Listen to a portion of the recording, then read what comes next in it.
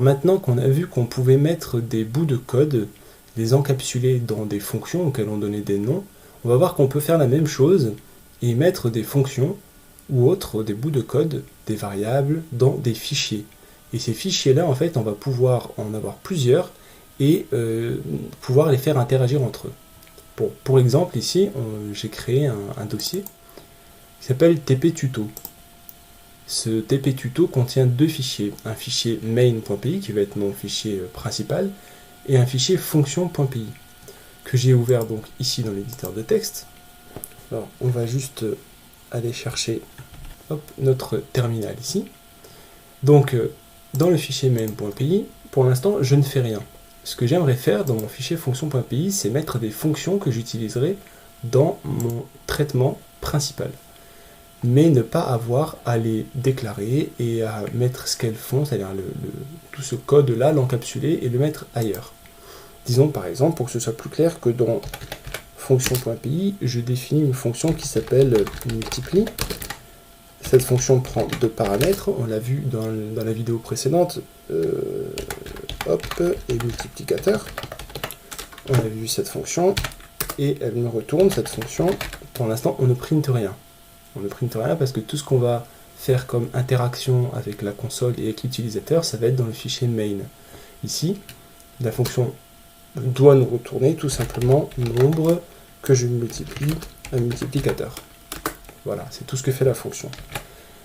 Et ici dans le main.py, je vais importer non plus la fonction, mais tout le fichier. Et je vais dire, depuis donc, mon fichier fonction, j'importe. Alors je pourrais importer uniquement la fonction. Moi ce que je veux pour l'instant c'est tout importer. Je veux importer tout ce que contient mon fichier fonction.py. C'est-à-dire que ici par exemple, si j'ai une autre fonction que je vais appeler soustrait, qui prend par deux nombres, un premier qui va être le nombre et le second qui va être, on va l'écrire comme ça, le nombre soustrait. Et cette fonction bien sûr doit nous retourner nombre, cette fois moins nombre soustrait. Et bien en fait, dans le main.py ici, puisque j'importe tout ce qu'il y a dans mon fichier fonction, je pourrais utiliser les deux fonctions qui sont dans le fichier. On va le prouver tout de suite, on va printer le résultat que retourne multiplie avec deux nombres qu'on va donner ici, dans le mail. C'est-à-dire on va lui donner 2 et 5. Et on va faire exactement la même chose avec divise. C'est pas divise, d'ailleurs c'est, comment je l'ai appelé, la fonction soustrait. Hop. Donc avec la fonction soustrait, et je vais cette fois-ci de 20 soustraire 5. Voilà, c'est très bien. Et là, je vais relancer, donc je vais Python, et cette fois je lance le main.py uniquement. Donc je ne lance pas le fonction.py. Et là, il me donne bien les résultats. Donc 2 fois 5 et 20 moins 5. Donc là, on commence à voir qu'on peut externaliser du code pour pouvoir en fait ne pas surcharger notre traitement principal qui maintenant en fait est constitué que de 2 lignes. Et on pourrait très bien commenter en disant voilà ce que fait cette fonction et voilà ce que fait la fonction que j'utilise ici. Mais on pourrait aussi faire autre chose. Au lieu de commenter, on pourrait importer directement, voilà, dire depuis fonction, j'importe uniquement la fonction multiplie. Et là en fait dans ce cas-là, ce qui va se passer si je relance mon code, c'est qu'il va me dire la première est bien importée, mais la seconde, soustrait, n'est pas définie. On ne sait pas d'où elle vient. Donc en fait, si mes imports ici sont plus explicites, par exemple là, oh pardon, mauvais raccourci clavier, si là je mets que j'importe ici aussi soustrait, et que je relance mon code, je pourrais très bien voir ensuite dans mes imports, quand je ne sais pas ce que fait une fonction, qu'elle vient de fonction, et en fait du fichier donc fonction, et quand j'irai voir dans le fichier fonction, je retrouverai la même méthode, et c'est là que je peux la commenter par exemple. Comme ça au moins je ne charge pas mon fichier principal. Pourquoi? Parce que ce fichier principal va faire tous les traitements du code, et quand le code est volumineux, on veut au maximum que ce fichier soit délesté.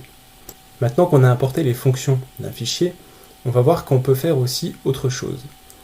On peut, par exemple, on revient ici dans tuto.py, ne pas mettre fonction. Vous voyez là, il m'a créé automatiquement un dossier. On peut ouvrir ce dossier et voir qu'en fait c'est un dossier qui est un dossier de cache.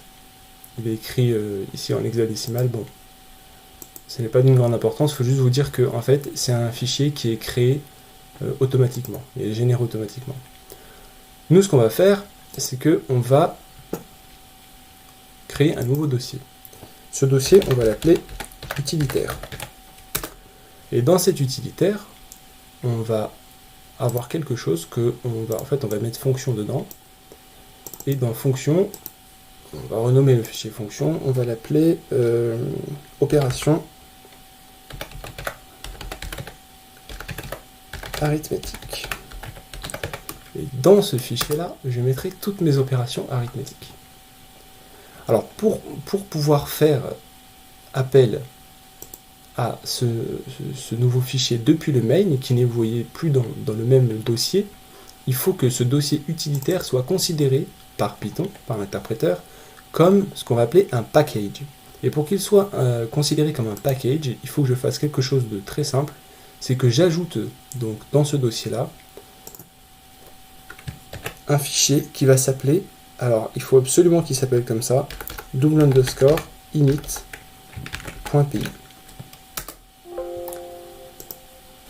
J'ai toujours mon main.py et dans utilitaire, j'ai un fichier qui s'appelle opération arithmétique, qui pour l'instant est identique à celui que j'avais avant qui s'appelait opération.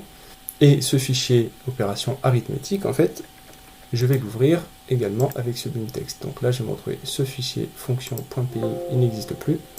Je ne peux pas sauvegarder ce qu'il y a dedans. J'ai le main et j'ai opération arithmétique.py, mais pour pouvoir faire appel à ce fichier-là, opération arithmétique.py, depuis mon main, qui, je le rappelle, n'est pas dans le même dossier, il va falloir que, ici, je lui dise, alors c'est même pas fonction ici, je vais lui dire depuis utilitaire. Là, vous retrouvez une syntaxe un peu familière avec point, et derrière, je lui dis fonction arithmétique, donc le nom du fichier, arithmétique. Donc depuis mon package, tu prends le fichier et tu m'importes la fonction. Ce qu'on va faire pour l'instant, on va tout importer, comme on a fait. Et là, bien entendu, c'est pas hop, fonction arithmétique, c'est opération arithmétique. Je sauvegarde et je relance. Et donc il va bien me dire ici 10 et ici 15. La différence en fait principale, c'est que ce dossier utilitaire est devenu un package. Et un package, en fait, ça va nous amener vers la notion de module. Et donc, pour voir les modules, en fait, on va supprimer tout ce qu'on a fait jusqu'à présent. Hop. Et on va plus faire appel à notre package à nous avec la syntaxe from import. On va tout simplement importer un module qui est déjà existant dans Python, qui est le module random. Alors on a déjà vu ce module quand on a fait l'exercice, le TP dans lequel on avait fait un petit jeu en console, et on avait généré un nombre de manière aléatoire dans une rangée de nombres, donc d'un minimum à un maximum.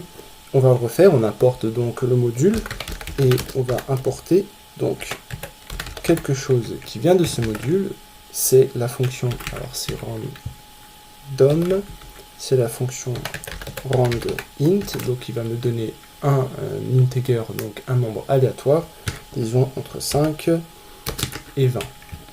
Et là, lorsque je relance ici mon code, ce qui va se passer, c'est qu'il va me donner à chaque fois un nombre aléatoire entre le minimum et le maximum que je vais donner. Donc voilà, il existe des modules qui sont directement natifs en Python et d'autres qui ne le sont pas. Pour installer des modules qui ne le sont pas, on le verra dans un prochain TP où on installera des modules avec pip, qui est un outil en ligne de commande qui va permettre de nous installer des modules qui ont été donc faits par d'autres développeurs que les développeurs du langage eux-mêmes.